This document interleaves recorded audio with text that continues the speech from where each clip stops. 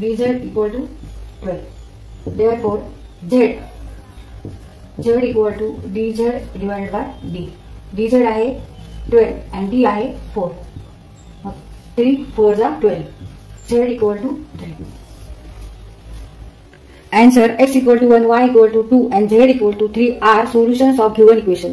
म्हणजे x, y, z ह्याच्या किमती जर आपण इथे ह्या इक्वेशन मध्ये ठेवल्या, कोणत्याही एका इक्वेशन मध्ये जर आपण x बरोबर 1, y बरोबर 2 आणि z बरोबर 3 असं घेऊन जर इक्वेशन सॉल्व्ह केलं तर इक्वेशन सॅटिस्फाय होणार आहे. आता इथे x equal to 1, y equal to 2 म्हणजे 3 झाले आणि z इक्वल टू 3, 3 प्लस 3 6.